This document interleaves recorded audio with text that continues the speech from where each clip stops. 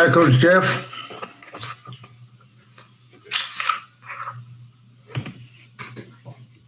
Hey, Charlie. How you doing? All right, I'm doing well. Let me just make sure we're going live everywhere. I believe we are going live on. Hi, Coach Jeff. Yeah, there we go. Let me mute that. We're going live on YouTube, and let me record now. All right, so I'm recording on Zoom. Let me get that going. Hang on, I'm recording on Zoom, and we're going live to my YouTube channel. Watch Get a Clue. Give me 1 second, everybody, because I want to go live on Facebook as well. So let me go ahead and get that started.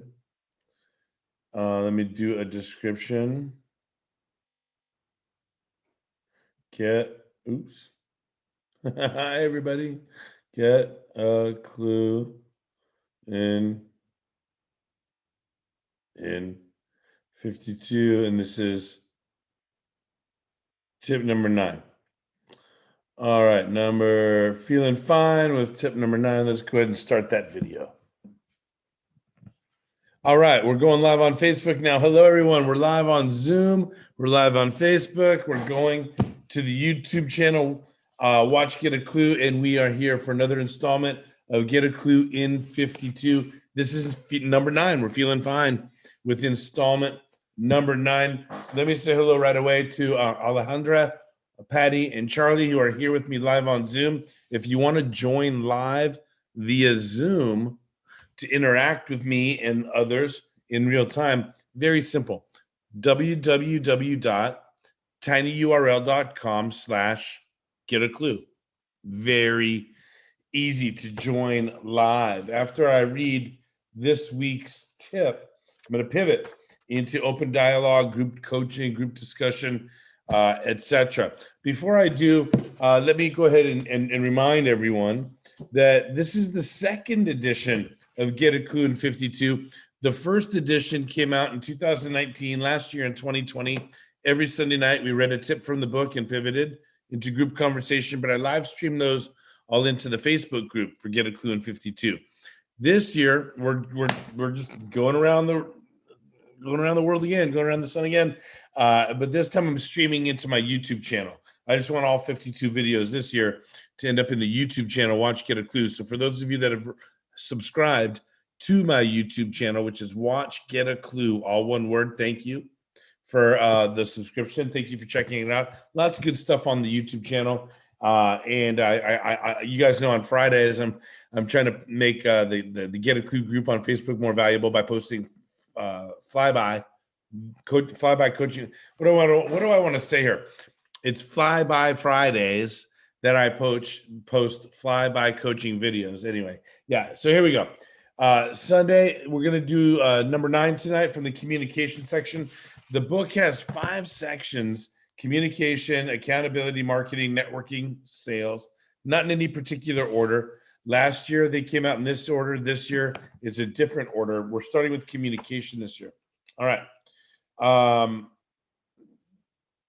In the beginning of the book, I've got like handfuls of dedications because I'm so grateful all the time. Nobody succeeds alone, and nobody does anything or gets anywhere without help. So I couldn't put out this stuff, though the first and the second edition of Get a Clue in 52, without saying thanks or acknowledging or dedicating to some very important people. So let me go ahead and get through this. This is going to be tough. I knew this was going to be tough.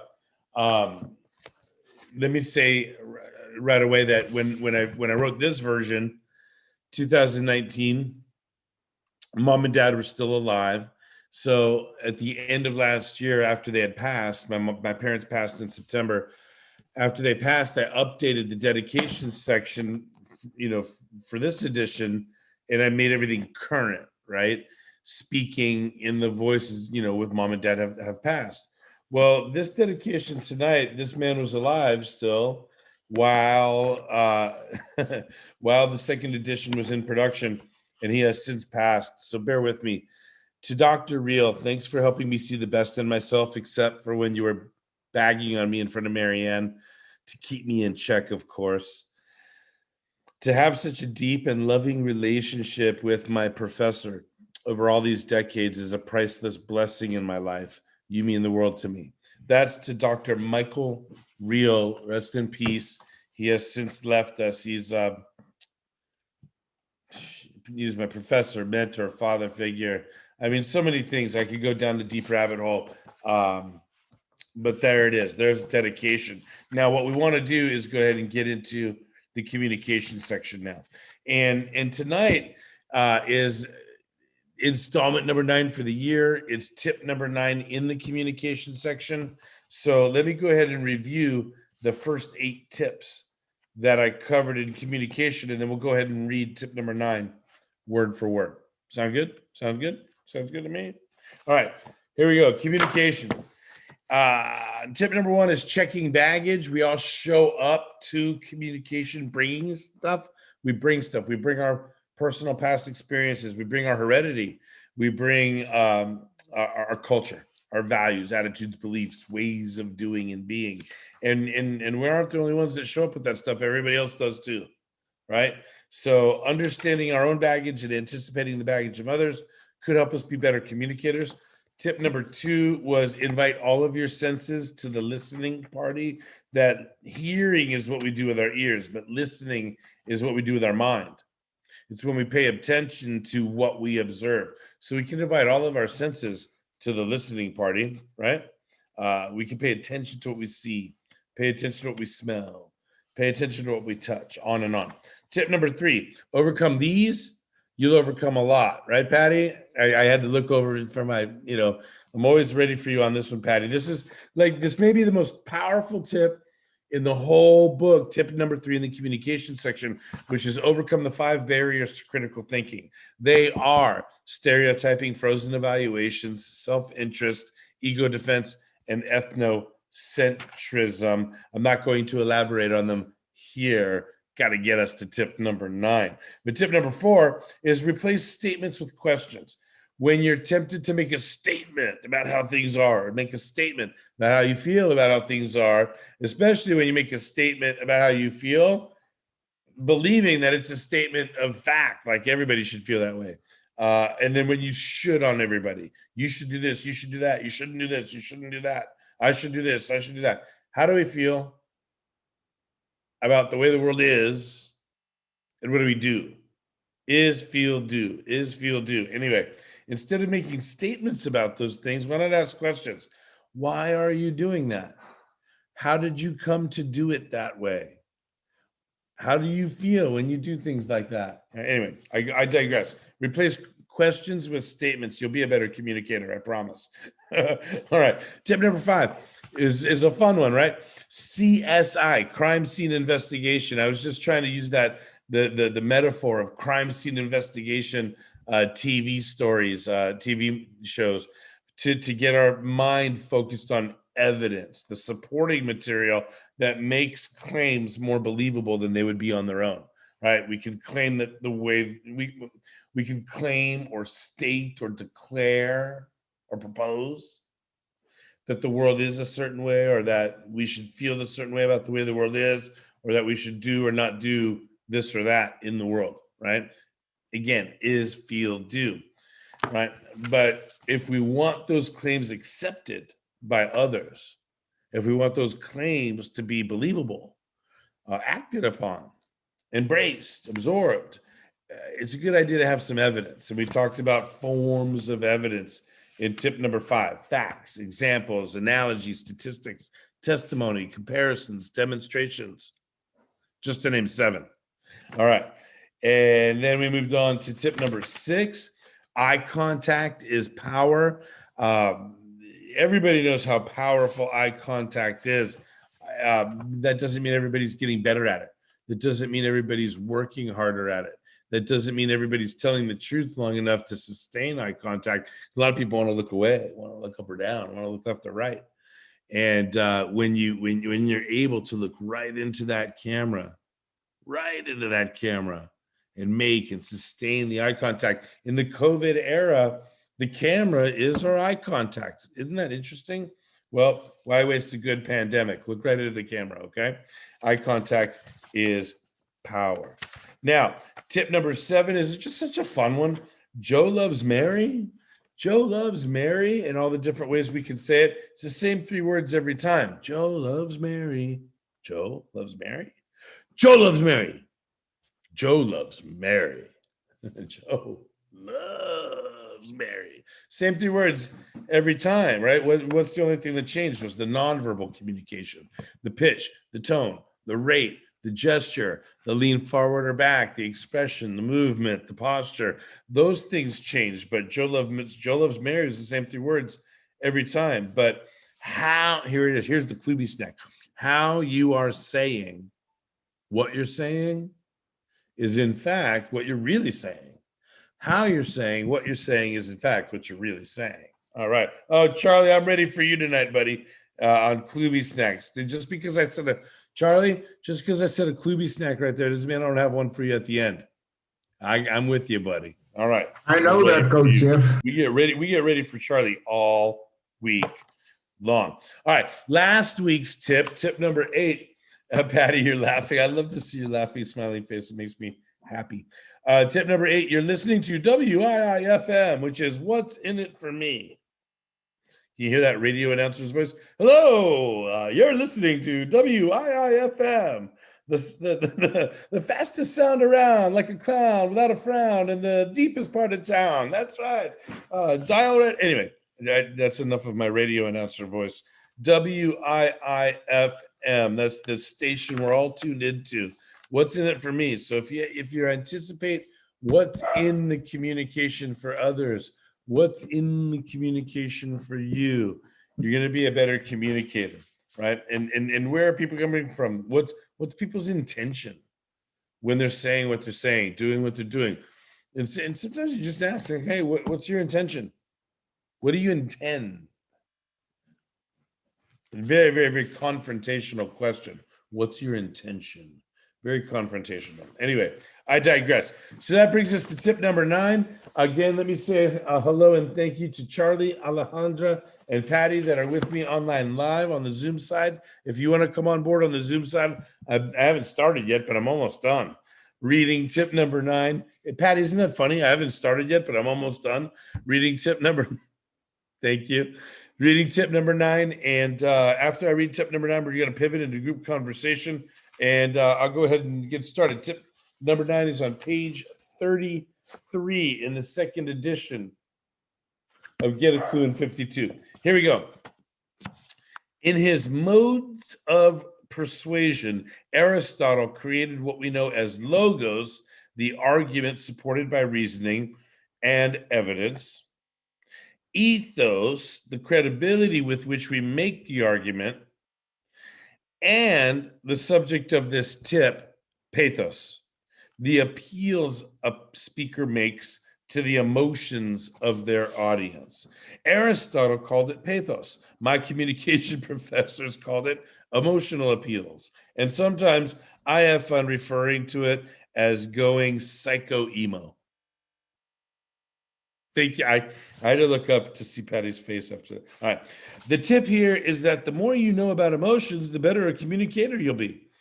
When I got answers to the following questions about emotions, my communication skills and ability to positively connect with and influence others skyrocketed, which in turn took my coaching practice to from local to global, from pretty good to world class. Here are some questions about emotions that I recommend you get/know the answers to. Oh boy, this is going to be a fun ride. Are we ready? Hang on, let me wet my whistle before I get into the rhythm of reading this bullet list of questions. Hang on a second.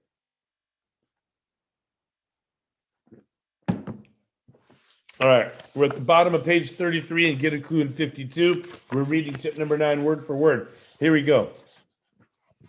Here are some questions about emotions that I recommend you get/know the answers to. Did you know that emotions are called feelings because we can literally feel them? Do you know why different emotions feel differently? Parentheses, like anger feeling differently than sadness, even though both are negative, or satisfied, feeling different than enthusiastic, even though both are positive? Do you know that, very simply put, emotions are chemicals? Do you know that there is a unique chemical combination for the major emotions we experience? A unique recipe, if you will, of chemical ingredients for emotions like jealousy, guilt, inadequacy, regret, shame, worry, frustration, as well as positive emotions like joyful, hopeful, gratified, elated, pleased, adored, etc. Do you know what part of the brain manufactures the chemicals associated with emotion? Do you know what triggers well, here's the answer to the previous question. Do you know what triggers the hypothalamus into creating emotions? Do you know what happens when enough emotions are created in the hypothalamus to overflow? Do you know when an emotion, did you know an emotion can dock on, attach itself, insert itself into cells in our bodies like a key in a lock or a syringe in a vein? Can you imagine how the chemicals of an emotion are ejected into the nucleus of a cell it is docked on? Can you begin to realize that? Interesting metaphor. I like to have my beer when I'm golfing on Sundays, and here I am. Anyway, can you begin to realize that, like alcohol or nicotine or sugar or cocaine or aspartame or any chemical from outside our body that we put in, we can become addicted to the emotions we experience if we experience them often enough? Can you imagine that most of us, perhaps all of us, are addicted to one or more emotions? Are you familiar with Abraham Maslow's hierarchy of needs? Are you familiar with Tony Robbins' model of 6 emotional survival needs, parentheses, certainty, variety, connection, significance, growth, and contribution? All right, enough of the questions, right? Here we go. As there is so much to learn about emotions, I could go on, but for this context, my intent is not to ask or answer every question. Instead, I wanted to declare how important knowledge of emotions can be as a top 10 tip, and to motivate your own interest in learning more about the role of emotions in communication. Perhaps in my classrooms or at my events, you've heard me share answers to these questions more fully. More fully, not more fully, more fully. Even better if we have applied the answers directly to your life, your challenges, your opportunities in one-on-one or group coaching. If not, I hope you make plans to explore the topic of emotions more fully, and I hope to see you in one of the aforementioned contexts. For now, slash this publication, be clear that the more you know about emotions, where they come from, what they are made of, how they differ from each other, how they vibrate and influence our biochemistry, how they are influencing meaning making, and even our human magnetism to other people and events, the more likely you are to be emotionally intelligent communicator. All right, I'll say that again.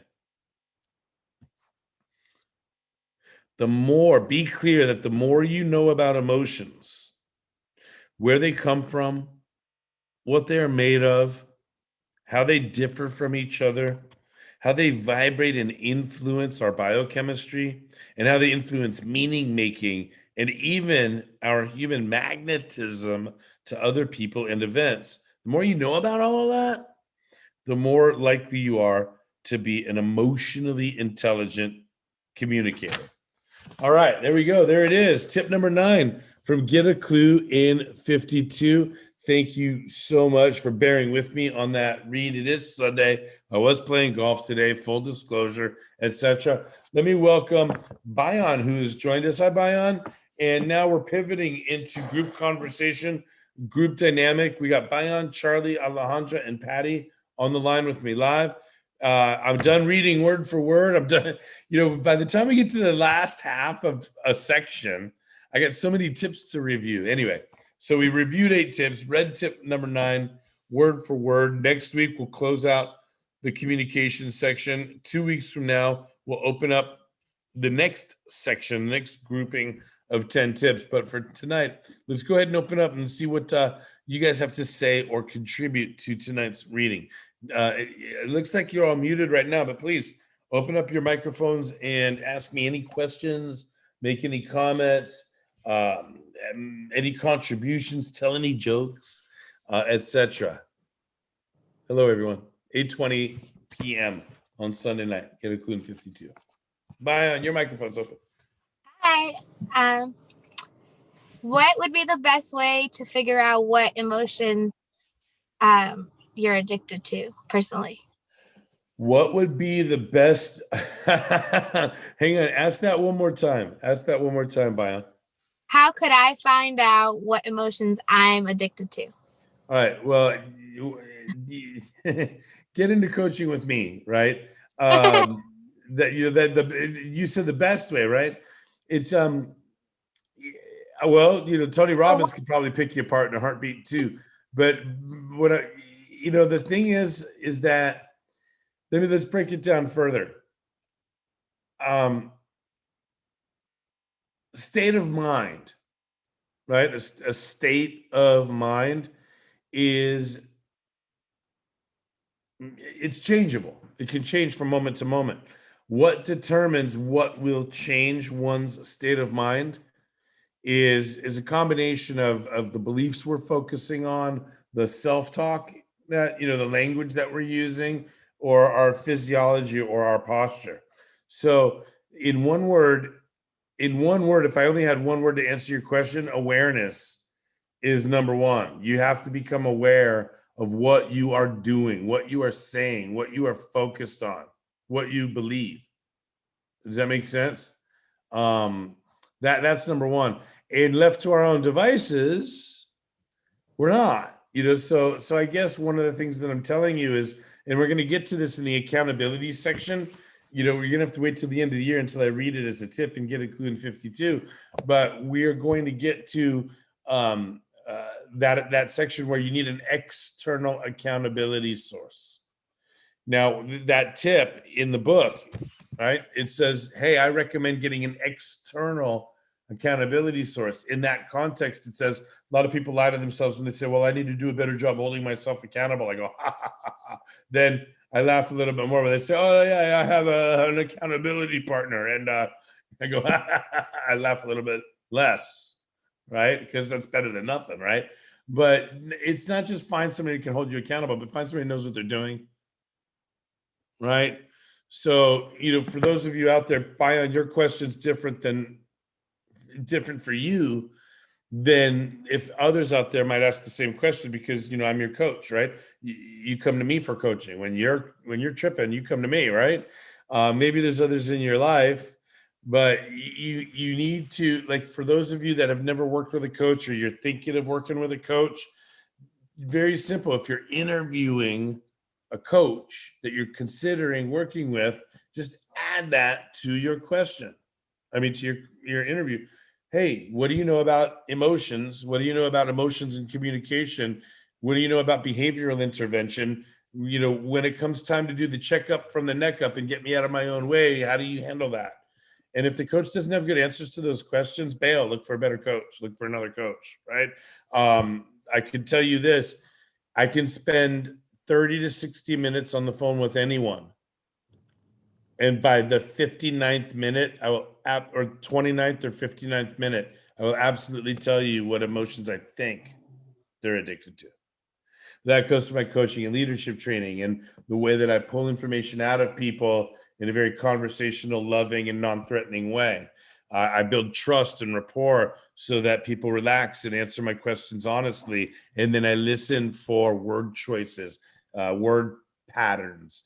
When you hear words that are being used, you could also hear what words are being avoided. When you hear responsibility that's taken, you can hear what responsibility being avoided. When you hear blame being issued, you can hear blame being avoided. You get into practice with all of these things.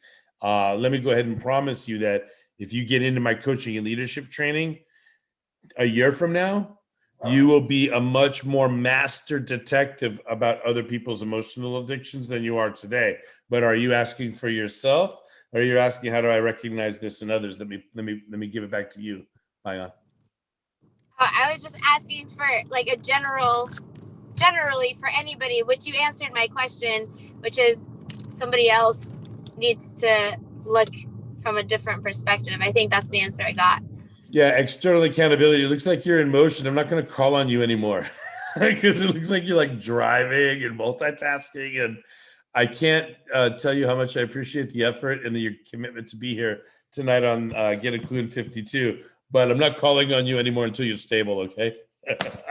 I'm joking. Who else wants to open up the microphone? Alejandra, Patty, I see you guys. Charlie, I know what Charlie wants to do. He wants to wait for last so he can like really like take his time and really command that stage, right? And then of course ask me for a Kluby snack to round out the evening. So I know Charlie's going to lay and be patient right there. Alejandro, what have you got? It's so good to see you, by the way. I love watching you on Facebook, traveling all around and doing Airbnb. And I just, anyway, what's happening? Welcome back. Thank you. Well, first of all, hello, everyone. Good evening, good morning. It just depends what side of the planet you're in. It is an honor to be here with Zoom Live. Most of the time I watch Facebook. Yes, thank you so much for the invitation. When it comes to emotions, I totally agree on what you say about it is very important to be in tune to how we work and talk to people when it comes to emotions. And I think a lot of times what I have learned is that the emotions that we feel are initiated with our thoughts. And with those thoughts, and you mentioned, I believe that it depends on our state of mind. Let me just give an example just to be more specific. Is for example, feeling a little bit down, and then start thinking of negative emotions, and then whatever I go, people might be able, how I speak, how I communicate with others with those negative down emotions, I will be able to kind of pass on that to other the way I communicate to somebody else. However, if the person that I'm communicating to is understands the emotions and is able to pick up on my negative conversation, that person then will have the ability to help me and guide me to get to a level where I'm like, oh, okay, I'm a level of having more positive comments, more positive, uplifting things. So I think what I'm trying to say is what I heard you say, or what I'm learning from this is that when we're able to have the ability to understand and pick up on emotions of other people that we're having a conversation, we will be able to lead them in a path that shift those emotions for better. So yes. Well, yeah, I mean, yes. It's not, here's what's interesting about what I'm hearing in your comments. What I love about you is you're automatically taking responsibility for improving other people's lives. Like you that's what I'm hearing in your comment. Like, if I can be aware of the emotions, that I can be, part of your solution to get you to a better place. Or if somebody hears my emotions, then they can help me get to a better place, right? And it's what's built in, what's automatic for you is that people need to help each other. What happens out there in the world is people see certain people in certain emotions, they go, ooh, let's take them further down that hole, right? So, in other words, when people aren't evolved for themselves, when people aren't naturally waiting to help others, there's a dark side that can occur. There are people that know a lot about emotions and use that power of emotional manipulation for the dark side, right? And so that's what I love about what I'm hearing from you, is that we should always be mindful of our ability to help other people get to a better emotional state. We should always be grateful for those that help us get to a better emotional state. And those are the relationships that we cherish. Those are the relationships that we love. It's interesting, though, people can become emotionally addicted to complaining.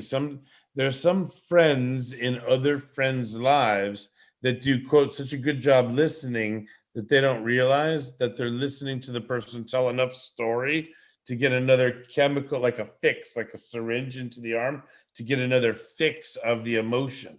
So if I call 7 friends and complain about the same thing to 7 people, right? That's literally like me taking 7 hits of Correct. whatever Oh, yes. emotion, Yes. Mhm. right? That's me taking 7 hits of whatever emotion I get from telling that story. That is so true. That is so true. And if I may share with you in less than a minute, hopefully less than a minute. I will take your time. It is so true because you just mentioned something very important.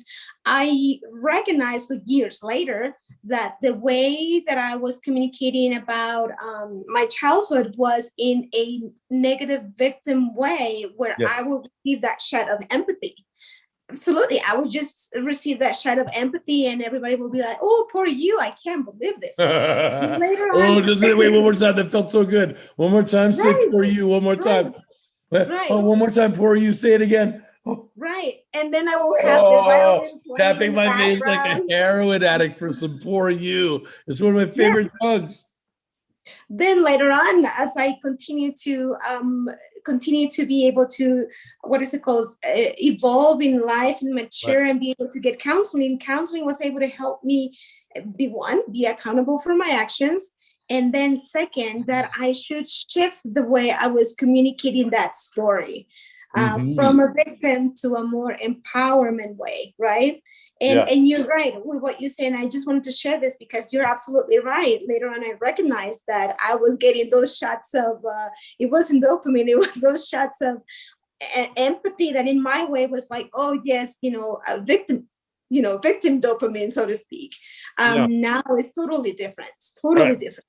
So now we're getting back to what I'm trying to communicate in the tip. Number 1, emotions are chemicals.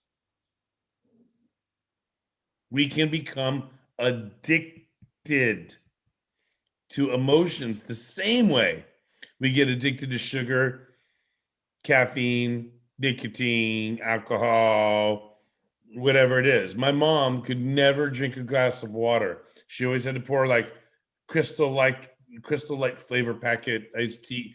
She always had those little yellow packets of Splenda. She could never just drink coffee. Had to put dump. She always had to dump chemicals into her stuff, right? The same way we get addicted to chemicals like that we put outside of our body, that we drink in or take in somehow. The hypothalamus is manufacturing chemicals all the time that match the emotional state that we're in. And when I say state, I mean moment in time. Dr. Joe Dispenza is like fantastic about breaking this down. I'm really borrowing a lot from what he teaches in this tip. If Patty, you're nodding your head, you recognize the familiarity if you've watched the movie What the Bleep Do We Know. And let me just give a shout out on the Facebook side. Preston Everson, former student of mine from Speech 103. Oh my God. At, I want to say, Miramar College. I don't think you were City College. I think you are Miramar, Preston. But if I remember right, you were a big strapping individual with a beard, dark-haired fella. Anyway, thanks for joining in on Get a Clue in 52. Yeah, so this is the point that I'm trying to make, is that we can become addicted. And all we got to do, like if I'm addicted to, let's break them down. Let's list some emotions. Patty, I'm going to lean on you because you have... Well, let me do it. Forget it. I'm going to do it right now. I'm just going to go ahead and watch this. I'm going to go ahead and screen share. Oh boy. Don't try this at home. Let me find it. Give me a minute. Where is it? Let's find Microsoft, Adobe. Okay, hang on. Okay, workbook. Okay, so what we're looking at right now, if you can see my screen, you can see the table of contents for my coaching and leadership training. And what I'm going to do is I'm going to scroll through all the fill in the blanks. I'm scrolling. This is the content of my coaching and leadership training. Bear with me. But when I'm training coaches on coaching, I'm training leaders how to lead. If you don't know anything about emotions, you're going to be, you got a tough job on your hands. If you can't recognize And this is what I call it, check up from the neck up, intervention coaching. Can everybody see that? If you can't recognize what's going on in somebody's head and help them change it and get them out of their own way, you're going to have a hard time being an effective leader or a coach. Now, what I wanted to bring up is, there it is. This is one of my favorite things in the entire world is this chart of 70 negative and 70 positive emotions. And so, Bayan, back to your question. Well, how can you tell when, right? How can you tell when somebody's addicted to something, right? Well, I can tell when somebody's talking if they're angry. It sounds totally different than abused, right? Frustrated sounds a lot like angry, right? But totally different than remorseful, right? Dread. Oh, I don't want to do it. I have to do it. I don't want to do it. Oh God, please. I don't wish I didn't have to do that. That sounds totally different than suspicious. Why do you want me to do that? Why me? Are you guys with me? Right? What we're looking at are 70 negative emotions, but they're broken down into these different categories by frequency, by vibration. It takes incredible listening to hear the difference between grief and grudge.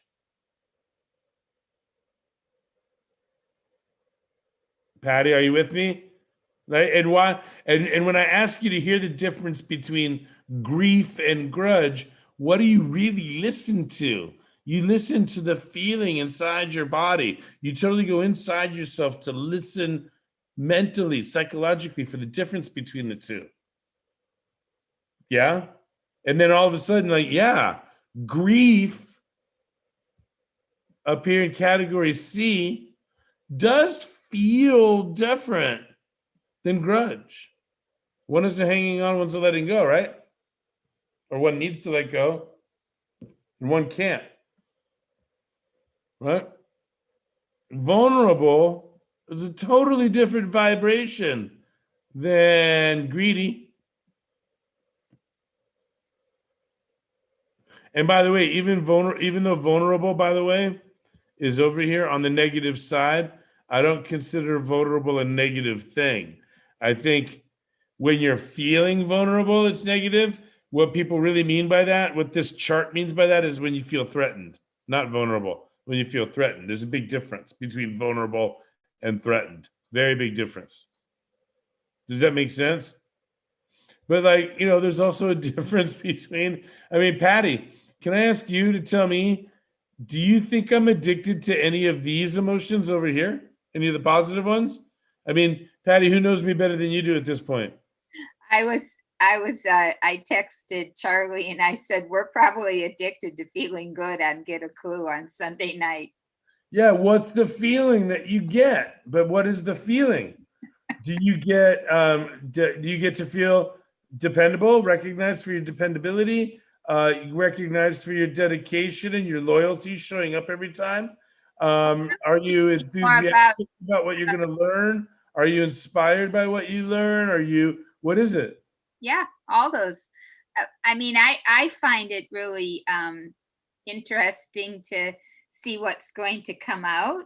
Mm-hmm. And so there's enthusiastic maybe up there in B. Mm-hmm. But it is pleasurable. And I was thinking about emotion that you don't really talk about it in here, but sometimes people will try to deny their emotions. And it's important, I believe, to actually feel it and become aware of that chemical soup that you're sitting in, right? Oh, it's beautiful. Now I get to be in love with the combination of your comment just now with Alejandra's, because Alejandra's comment was like about us being responsible for uplifting others' emotions, and yours is what, really like playing the inner business. You're being responsible for our own, right? Well, in order to change, I think you have to be aware of where you are. And, Yeah. and sometimes it's important just to be able, like when Brian asked that question, is to know what it is that the emotion is you're feeling, to put a name to it.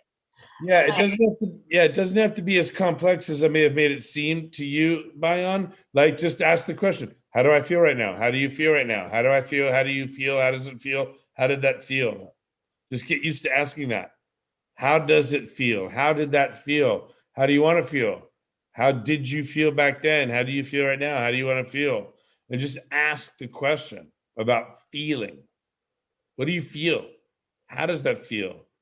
What do you want to feel? What would it take for you to feel something different? Then we can get into the coaching and the leadership of, not to sound negative, but manipulating other people's, mindset to feel better. Because when we feel better, we act better, we do better. Our behavior is always predicated by our beliefs and our state of mind.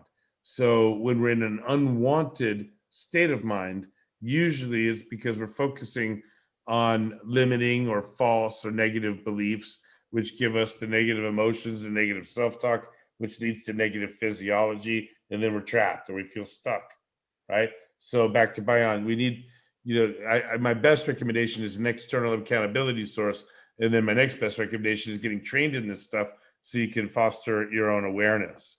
Patty, your microphone is still open. What else? I know you got more. Well, I just wanted to add that I loved what Alexander said about thinking, because it's really, emotions don't just come, they come from our brain because of what we're putting on, whatever event is triggering the emotion.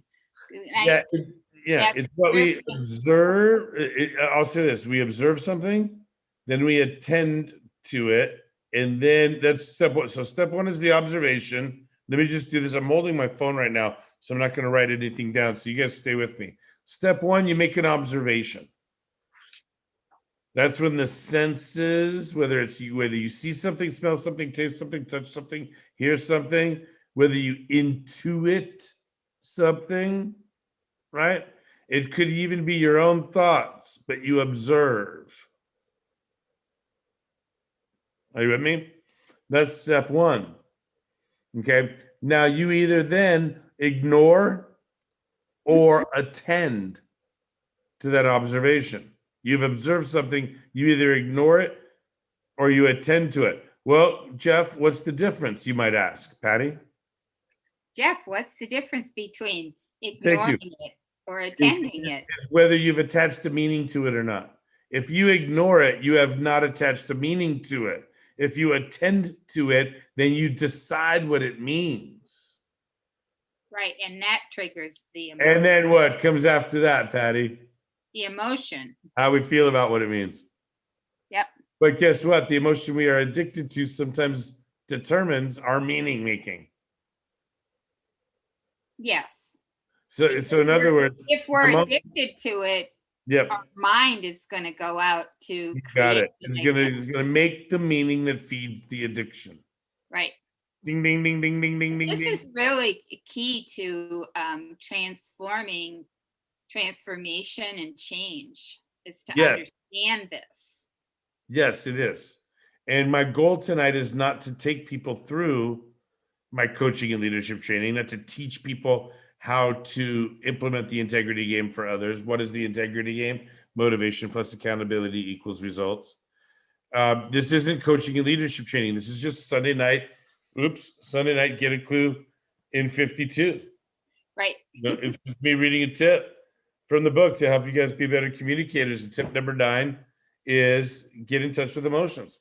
Find out more about emotions. Learn more about emotions. Embrace the power of emotions.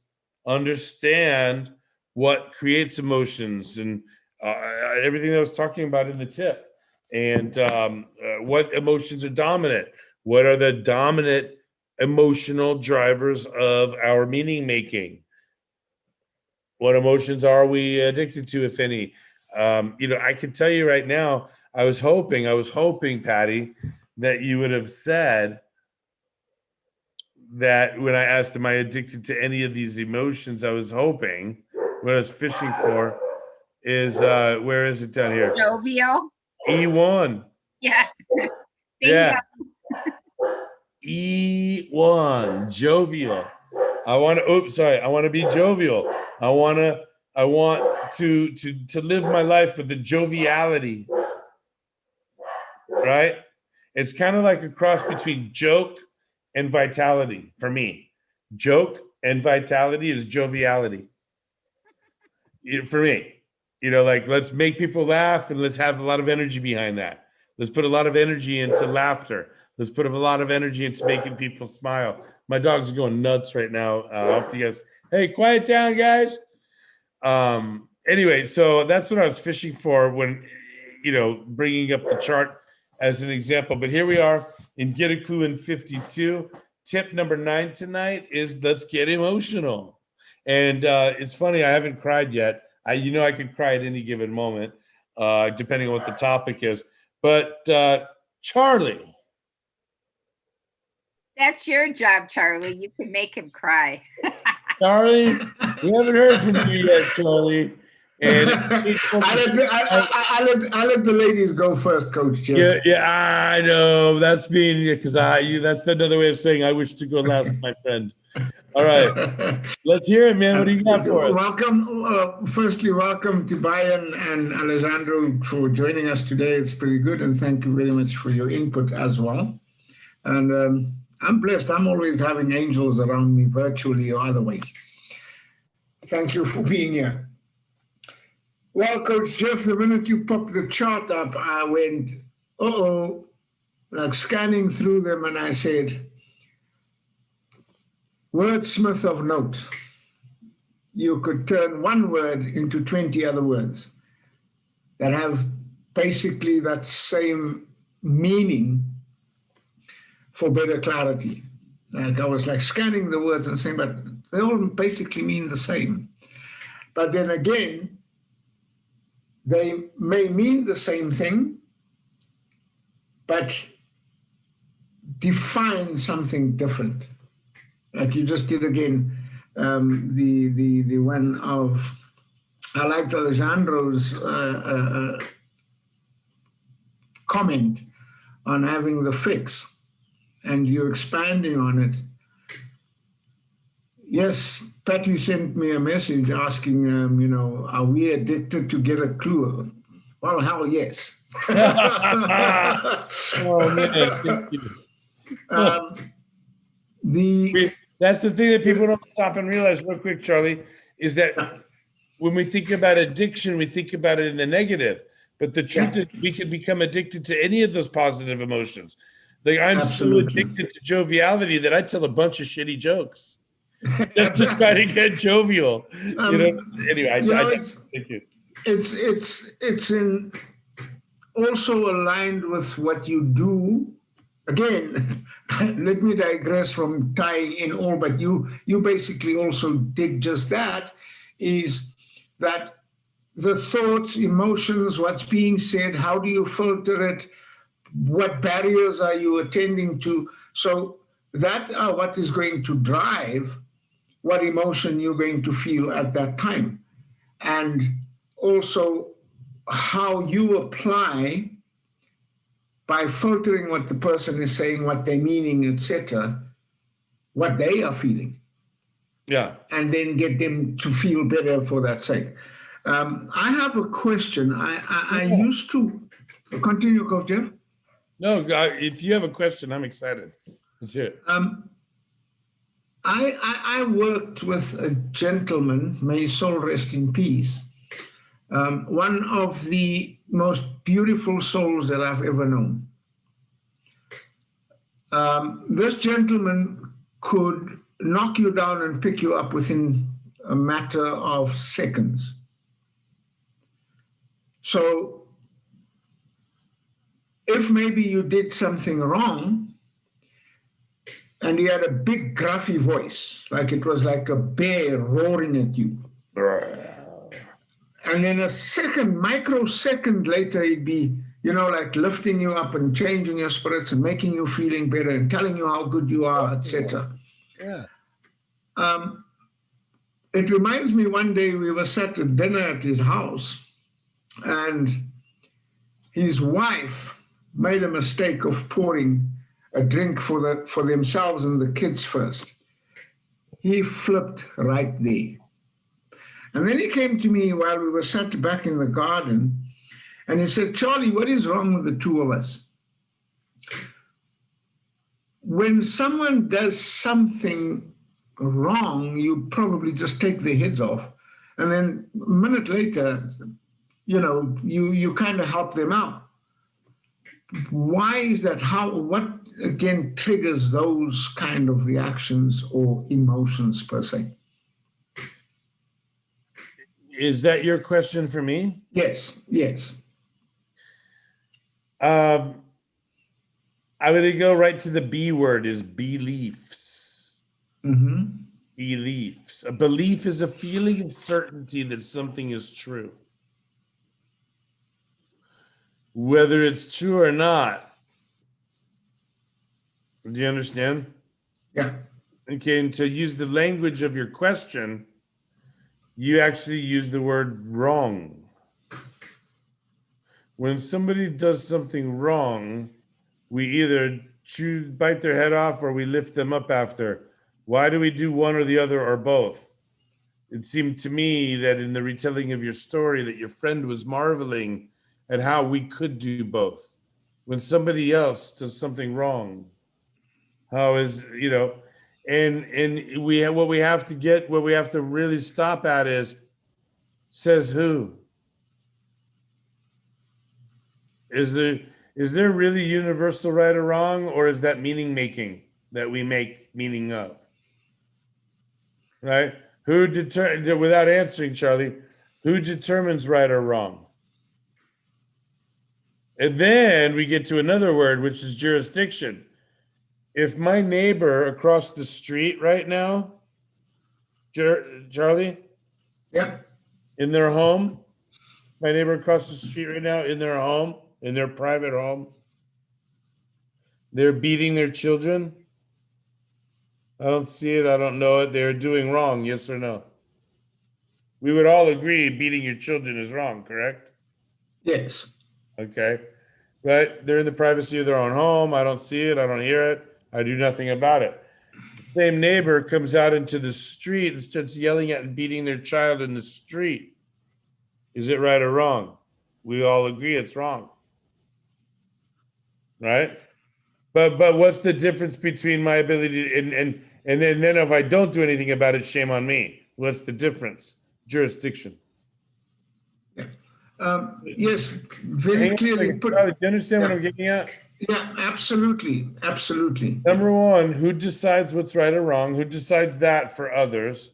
Number two, what's our jurisdiction in holding others to account or intervening in a quote wrong? What makes it our responsibility to intervene in someone else's wrong? First of all, who gives us the right to judge others, right or wrong? But then second, where do we get jurisdiction to intervene or act upon it? So your question, what do we do when somebody's wrong, I don't know if that was your question. And the question was, why do we sometimes cut people off at the head when they're wrong and other times want to help them? Well, because we're confused about what right and wrong really is and whether or not it's our jurisdiction to really be the judge and jury of others. And now we got into a heavy conversation now, yeah? What I'm understanding on your explanation on that, and maybe ask that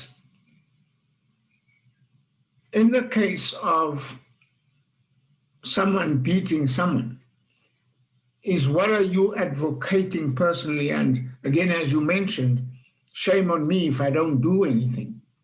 How does it apply also to your morals and principles?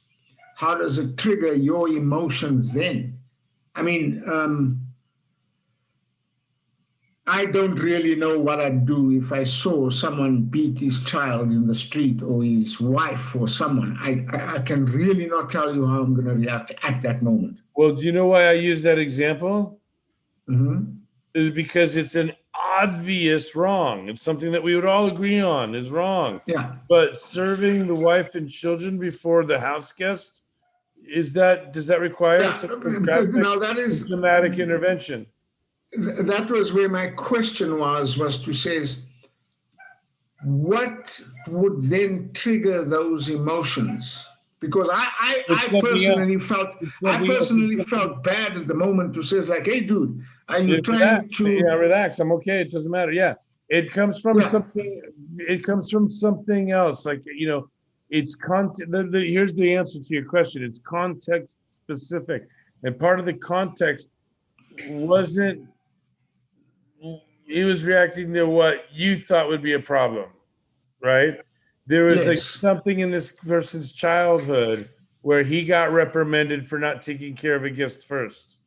Do you understand? And now he's projecting that value on everybody in the current situation, and he was embarrassed because of the meaning that he made to what it means to have a guest. So chances are his mom or dad had a guest over one time, and he was being a kid, and he got reprimanded or scolded for not putting the guest's feelings into account or not making the mom or dad look good in front of the guest. And now that becomes a trauma for him. Like very simple. My mom used to want the house completely clean. She couldn't function. Pillows had to be straight to the couch, no dishes in the sink, nothing on the countertops. And now, to this day, if I see the house a mess, I'm reacting to my wife and to my kids about cleaning up the house. And sometimes I react. Me of my mom as well. I react more strongly. Charlie, sometimes I react more strongly than the situation really calls for. Yeah. The answer to your question is that's a function of how much trouble I got into when I left the. You follow? Yes. So this person's projecting something from his past onto the current situation, and that's absolutely a good question. All right, we're in Get a Klu in 52, second edition, Sunday night, feeling all right. 8:57 p.m. And we've got Bayan and we've got Alejandra and Patty and Charlie online with us. And we're going on Watch Get a Klu, my YouTube channel. And we are live. Somehow in Facebook land, we're live. And I'll post threads into the Facebook group for Watch Get a Klu. Facebook group for Get a Klu in 52. Charlie, your mic's still open. Do you have more for us right now? Oh, no, I didn't realize I hadn't closed it. But another question, maybe it just popped up in my mind, is that from a coaching perspective, right? It's more a question on handling the emotion when it comes to the accountability part. How do you handle that emotion? Again, something that I written down on my notes here is if you are applying a little bit more empathy, you then also would be able to know where the person is coming from and understanding that emotion or the response from that person per se. And that was something I wrote down when you were answering Alejandro. Yeah, it's amazing, man. You're asking something really beautiful right now. Here we go. Are you ready? Let me give you my best guess. Did anybody, Charlie, you're in South Africa for Christ's sakes, but did you hear about what was going on in Texas last week with the freezing and they read the power? Yes, it was with the power outages and the cold and all that. I was Stay with me. So in the hustle and bustle, all of that, pictures emerged of the state line where, like, hey, Texas is on this side of the street, but Arkansas is on this side of the street. Are you with me? And you could see on the Texas side, snow and buildings shut down without power. And on the Arkansas side, you could see a normal snow plowed day with, commerce and people walking in their sandal. I digress. I'm sensationalizing. But you can actually see what I'm getting at is you can see boundary. And now on this side of the boundary, it looks a certain way. And on this side of the boundary, it looks another way. right? And the reason I'm calling your attention to the power of boundary is because at the same place, there is like, whether it's 6 inches long or 6 inches wide or 12 inches, whatever, there's a line that says on this side it's this and on that side it's that. But what's the line? That's the gray matter. That's like the black hole. The line itself. Who owns the line? If Texas owns this side and Arkansas owns that side, what about the line? When you're standing on the line, there's this vibrational power of the line of jurisdiction. Patty, did you hear that? And that's your Klubi snack for tonight. I'm not going to use one of the ones that I prepared. Are you ready? There it is.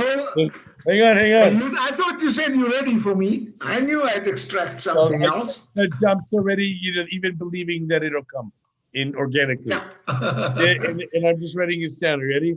There is a vibrational power on the line of jurisdiction.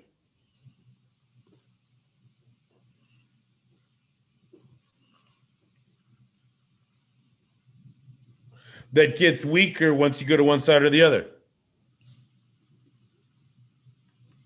Are you with me? Mm-hmm.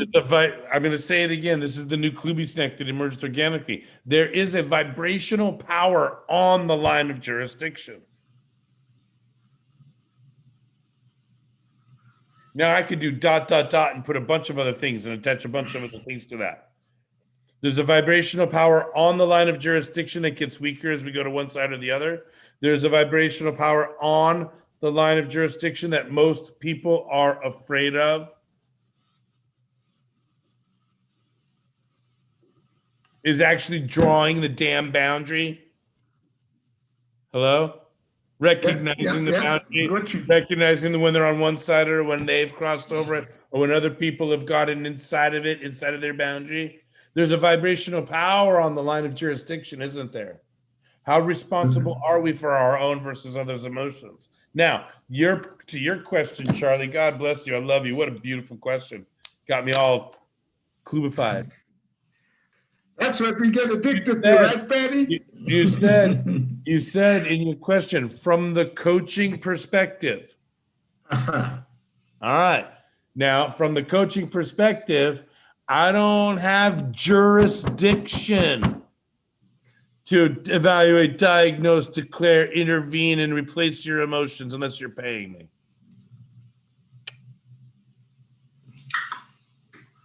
Got you. That's what we get addicted to.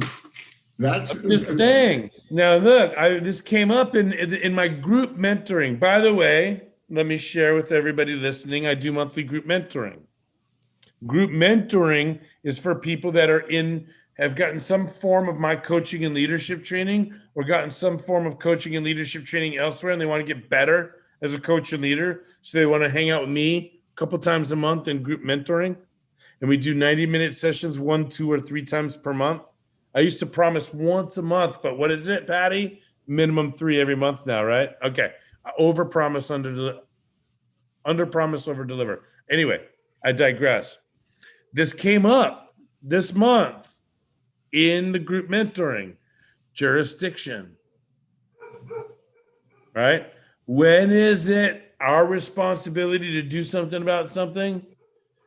Just because we are observing something doesn't mean it's our responsibility to do anything about it. What gives us jurisdiction to intervene in other people's emotions? What gives us jurisdiction? Never mind if we're right or wrong about what we observe. Never mind the skill and the acumen to diagnose accurately and be on point. Like if I say in a coaching session to someone, can you imagine this, Charlie? If I say in a coaching session to someone, well, it sounds to me like you're addicted to overwhelm. Huh? I'm taking a chance there, right? If I say that, it sounds to me like you're addicted to overwhelm. What? What's the person going to do first? They're going to defend themselves. They're going to argue with me. I better be getting paid for that, and all the pushback I'm going to get. I mean, I'd rather hang out with my kids than be argued with. Why would I even bother to diagnose somebody else's emotions unless I'm getting paid? I digress. From the coaching perspective, right? But if I'm going to do it, I better get good at it. I better have my chart handy. I better be reading all of these 70 negative emotions while I'm listening to what they're saying, feeling for the vibration that is accurate for me to be able to make a positive suggestion and then replace the negative with the positive. And I better have tools like what I screen shared earlier, handy. I better be skilled. I better be versed. I better be experienced, right? So there's vibrational power in the line of jurisdiction that a lot of people are afraid of and then, aren't skilled enough to handle, right? So jurisdiction to me is a powerful concept. I got a double dose today. You got a double dose?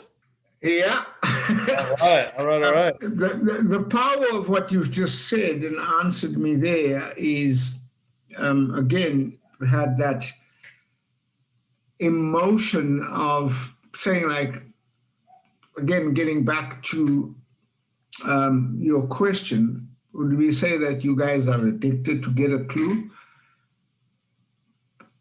My week is not good if I haven't been on Get a Clue in the morning, on a Monday morning. Well, in that context, Charlie, what I invite you and everybody watching to do is neutralize the meaning they make of the word addiction. Yeah, and understand that addiction is neither positive nor negative by default. Yes. But usually we use the word addiction in the context of somebody who cannot stop doing something bad for them. Yeah. We can be just as addicted to positive emotions. We could be addicted to gratitude. We could be addicted to enthusiasm. We could be addicted to joviality. We could be addicted to intimacy and to warmth and to benevolence and to on and on and on. But be clear, addiction means it's something you can't stop. So let me ask you a question, Charlie. Do you think I could ever stop myself from telling silly jokes? No. I'm addicted to it, right? I can't stop it. No. But why do I do it? To get the feeling of laughter for myself and others. I'm addicted to that feeling. Do I tell a lot of jokes that aren't funny? You sure do, Jeff. You're right. I tell a lot of jokes that aren't funny, but you even know that I'm doing it because I'm addicted to joviality. So it's not offensive. It's funny, right?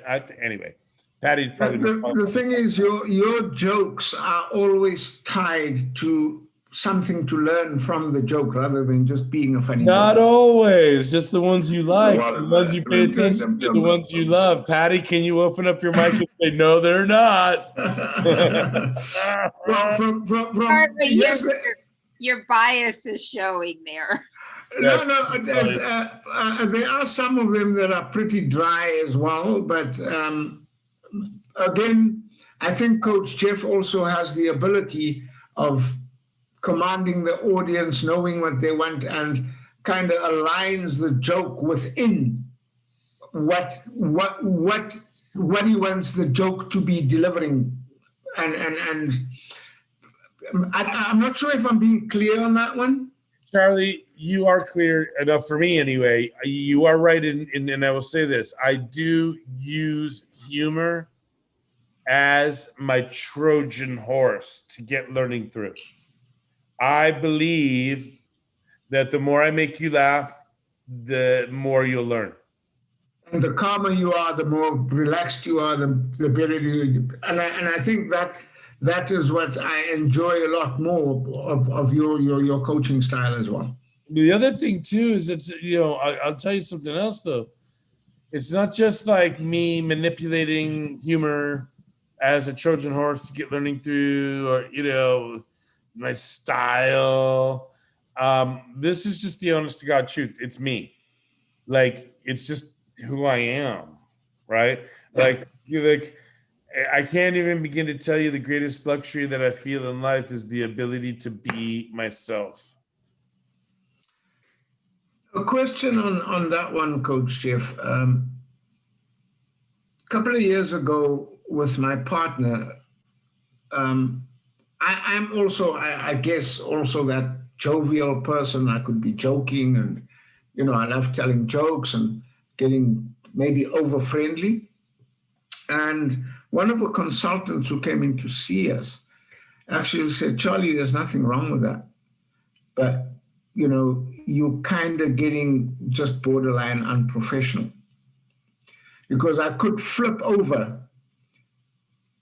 immediately if someone had not completed their tasks of what they were supposed to do. For example, they were to send a quote at 11 o'clock before the deadline closed, and they did not. And we would stand a good chance to win that the quotation or the order. So, I would be pretty hard on them to say, like, what held you up from not sending it? What were you busy with? Then all the excuses come. Goes back to jurisdiction. Goes back to jurisdiction. What gives you permission to hold that person accountable? We're not talking about communication anymore. We're not talking about emotions anymore. Well, would I be correct to say the jurisdiction is from a management perspective? It is to secure sales or revenue. You're mistaking intent for jurisdiction. Mm-hmm. Okay. Intent, you could say, well, look, I'll give you a Klubi snack. Are you ready? Always ready for a Klubi snack, Coach Jeff. Okay. Right? I hope one of these days I'll actually see you salivate anyway. Here we go. I am. Okay, here it comes. Ready, Charlie? We judge ourselves. Here's the Klubi snack. We judge ourselves by intent. Okay, by intent. But we judge others by their actions.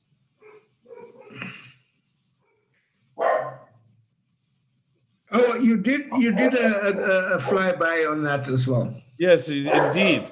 So Charlie, you have to understand, when you bite somebody's head off because they didn't send the quote at the time that you wanted to, you're judging their action.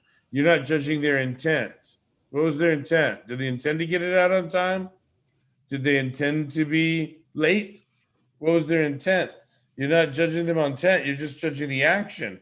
Meanwhile, they're saying, why are you biting my head off? And he's judging your action. He's not judging your intent.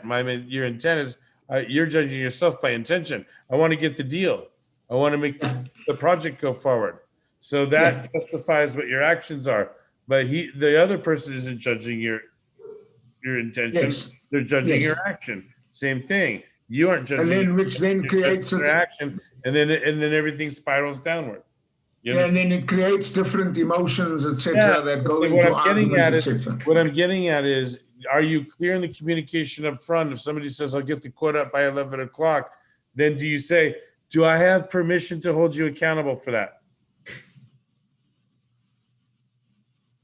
Without securing that permission to hold the other person accountable, you don't have jurisdiction. You just look like an asshole when you blow up, especially if they're not paying you. Well, but they're working for us. Well, it's contingent deal. Based on what I know about you, it sounds like a contingent deal. So you don't pay them, they don't pay you. You only both get paid if the deal goes through and somebody else brings in some money to the deal. So what gives you the right to hold that person accountable? You're not paying them, they're not paying you. You got to establish that in your this is where I'm wanting clarity. Yeah. We don't get the deal, right? But they're going to expect a salary at the end of the month. Well, here's another Klubi snack. Are you ready? Yeah. Expectation is the quickest road to disappointment. None of which has to do with tip number 9, get a clue in 52 in the communication section, which is all about getting emotional. Yeah. Right. And understanding emotions and how emotions work and increasing your emotional intelligence within conversation. But Charlie, you know, you're talking about holding people accountable with or without their permission. You're talking about the emotion of being frustrated when people in a deal don't do their part. You're talking about a lot of stuff, man. But I'm telling you, the Klubi snack that emerged tonight is the vibrational power that rests on the line of jurisdiction is sometimes too much for people. Yeah. Ooh, I love it. Patty, do you love it? There is vibrational power on the line of jurisdiction. I'm going to stop right there. That's the Klubi snack. Gorgeous, isn't it? I think it's gorgeous. All right, Get a Clue at 52 is delivering. We are coming up with brand new Klubi snacks on the fly, organically emerging Klubi snacks. Charlie, Patty, Bayan, thanks for chiming in. I think we lost Alejandra at the 1 hour mark. Yeah. And so I'm going to go ahead and make a last call. Last call for comments, questions, offerings before we close out another installment, the 9th of this year for Get a Clue at 52, second edition. One of these days, somebody's going to come on board and talk to me all about the integrity game, the bonus chapter that's included in Get a Clue in 52. Oh, man, I can't wait to talk more about the integrity game. But for tonight, let me go ahead and make last call. Yeah, the puppy's having a last call. Yeah, puppy's are done. Anybody else have any comments, questions, offerings, jokes, tidbits, or anything? We had a pretty good discussion tonight. Thank you very much. Appreciate it, Coach Jeff. Yeah, anything else for tonight, Patty? Anything? No? Okay. All right. Bayan, thank you for chiming in. I can't believe that's dedication right there. Driving and zooming and zooming and driving, and I don't even just stay safe out there, youngster. Stay safe, Bayan. All right, we're gonna go ahead and see them kiss Patty. Bayan, keep your hands on the wheel while Patty and I do this. Okay, ready? Yep. Mwah, right there. Mwah. Right there. Thanks, everyone. We're gonna close out this. Thank you very much. Have a good week, everyone. Bye-bye.